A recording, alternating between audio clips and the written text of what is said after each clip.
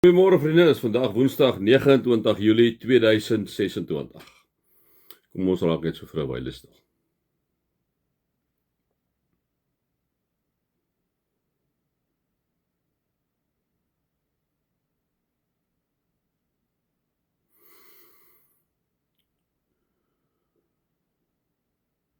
Onse Vader wat in die hemel is, laat U naam geheilig word, Here, in ons lewens, waar ons ook al is en waar ons ook al bevind. Here, of dit in 'n Shoprite Checkers is vir ons werk, in 'n Pick n Pay of in 'n Spar, of dit is dat ons by 'n telekommunikasie besigheid werk, by 'n rekeningkundige besigheid, by 'n prokureursfirma, by 'n dokterspraktyk, as 'n onderwyser, Here, as 'n motorwerktuigkundige of 'n swyser of 'n houtwerkkundige of 'n ingenieur of 'n IT spesialis. Here, en so kan ons aangaan. Here, laat U naam geheilig word deur dit wat ons daar by ons onderskeie werke doen. Amen. Vriende, mag daar vir julle genade en vrede en oorvloed wees, omdat julle God ken, Jesus ken en die Heilige Gees ken. Vriende, as jy julle sal onthou, ek het gesê, ek gaan nie iets oor die tong sê, toe hulle so vinnig hierso ietsie gesê daaroor nie. Ek het vir julle gesê, ek gaan hom eers nou gebruik, maar kom ons gaan gou weer terug hier na Jakobus 1 toe. Jakobus 1 sê vir ons, as iemand dink hy's godsdienstig, maar hy hou nie sy tong in toom nie, bedrieg hy homself en sy godsdienst is waardeloos. Nou vriende, dis harde woorde wat hy sê daar. Hy sê, as iemand dink hy's godsdienstig, maar hy hou nie sy tong in toom nie, bedrieg hy homself en sy godsdienst is waardeloos. So wat Jakobus kom sê is, hoorie manne, vroue, julle moet kyk wat julle sê. Hy sê as ons nie kyk wat ons sê nie, is ons godsdienst waardeloos. So hoekom sê hy dit? Ek dink vriende, is nou maar Ariaanse tyd op dit. Is dat wanneer ons in die openbare domein is, en ons hou nie ons tong in toom nie, ons sê nou ons is kinders van die Here, maar vriende, ons vloek en skel en gaan te kere. Mense wat na jou en na my kyk, vriende, sê maar, die ou is nou 'n kind van die Here. Ek verstaan nie lekker nie, vernaamlik die ouens wat nie kinders is van die Here, sal kyk na jou en sê, ek verstaan nie lekker nie, kyk, wat gaan met hierdie ou aan? Wat gaan met hierdie vrou aan? En ek weet, vriende, ek vat hom nou so 'n bietjie verder. Ek dink is 'n gedeelte daarvan wat hy sê, maar is nie heeltemal wat hy sê nie. Maar ek dink tog ons moet baie mooi kyk hoe ons praat. Nee, ek praat nou hier spesifiek van vloek. Ek self, ons almal, ons moet baie mooi kyk waar ons ook al praat in die openbare, waar ook al mense hoor vir jou. Jy dink baie keer mense hoor jou nie. Dis die een kant net. Onthou wat hy sê, dit gaan nie net of jy 'n paar vloekwoorde sê, nou is jy jou godsdienst waardeloos nie.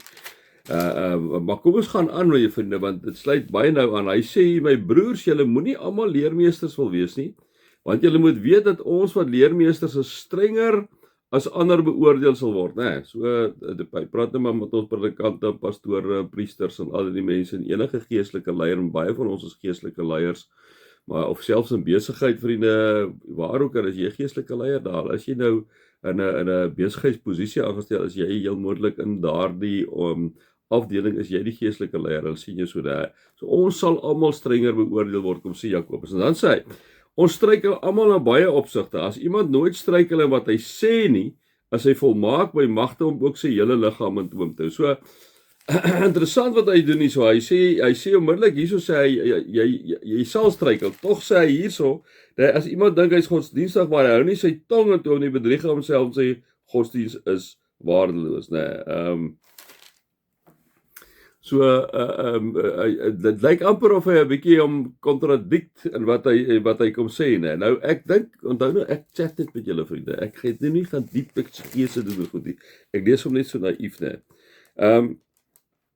As iemand dink hy's godsdienstig, maar hy hou nie sy tong in toom nie, bedrieg hy homself en sy godsdienst is waardeloos. Dan gaan hy aan sy egte en suiwer godsdienst vir God die Vader, is om weeskinders en weduwees te wees en hulle omstandighede by te staan. Nou ek dink maar net vriende, dit is dat jy ook baie keer jou tong nie in toom hou nie, is dat jy goed kan beloof wat jy nie gee nie. Jy moet ook besop vriende dat jy nie jou woord vir iemand gee en jy kom dit nie na nie. Dit is ook om jou tong nie in toom te hou nie, om sommer los en vas met jou tong om te gaan, om sommer jy sê goed te beloof en jy kom dit nie na nie. Mense trek dan jou integriteit in toom, in twyfel. So wat gebeur? Jou godsdienst raak later aan waardes, vernaamlik as jy kind is van die Here en jy gee 'n woord vir iemand en jy doen dit nie, né? En nou lê ek verder. Kom ek sê jy leer geld vir iemand, maar jy die persoon die geld uitbetaal, het die geld terug nie. Maar hy het gesê of sy het gesê sy sal die geld terugbetaal, né? Dit beteken ook jou godsdienst is waardeloos want wat doen jy? Jy kom nie na wat jy beloof het nie. Jy het jou tong sommer laat vinnig sê, nee, dis raai, ek sal dit en dit doen, maar jy kom dit nie na nie, né? So, dit lê op 'n verskeidenheid van vlakke, vriende. Ek chat maar net met julle, né? So hy sê as ons struikel almal in baie opsigte, as iemand nooit struikel wat hy sê nie, sy volmaak by magte om ook sy hele liggaam in toom te hou. Nou dit is so, ons wiele val baie keer af, né? Maar dit is nie vir ons vrykaartjie vriende om maar te doen en te sê net wat ons wil, omdat ons sê ag man, maar jy weet ons struikel maar almal nie. Ons moet altyd daarna poog om te kyk hoe ons praat. Dis die een ding wat ek en jy volle beheer oor het.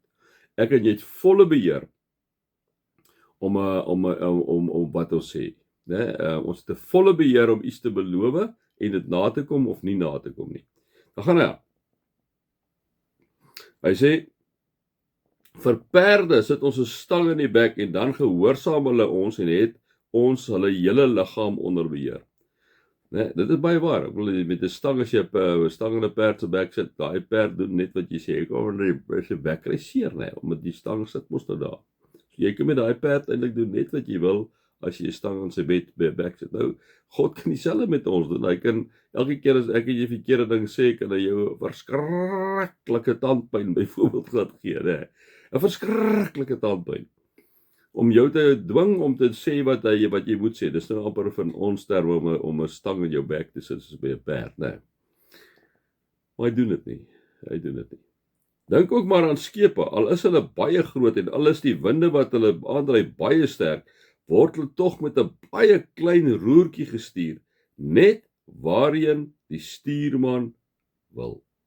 So is die tong ook maar 'n klein liggaamsdeeltjie, tog het dit groot mag. Dis al baie waar, vriende, né? Ons is nou almal sien hierdie verskriklike skepe waar gestuur word, as jy van die daai propellers, ek dink hy propellers stuur hom ook onder, hy dryf hom aan, maar ek dink hy stuur hom ook aan. Ek is in die glad nie 'n skeepsou nie, hoor, so ek kan in ons praat, wat ek miskien dryf die proppe hulle net aan en is daar 'n ander stuurmeganisme.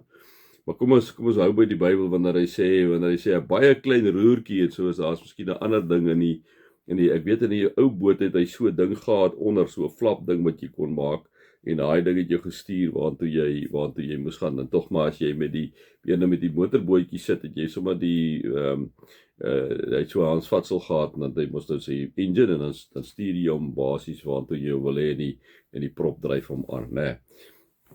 Dis 'n klein gedeeltjie van die skip, dis die beginsel wat hy sê. En daardie ding bepaal eintlik die hele rigting van die skip. Vriende, ons tong bepaal die rigting van ons lewe. Die manier ons praat, die manier ons met mense omgaan, bepaal die rigting van ons lewe. As jy bedrog pleeg, as jy wat ook al, alles begin by woorde. Alles begin by gedagtes, word omgeskakel in woorde, gaan op die ouende kom dit by dade uit. Ons gaan môre weer 'n bietjie aan met die tong. Mag julle God se liefde ervaar, sy genade ervaar en sy teenwoordigheid ervaar. Amen.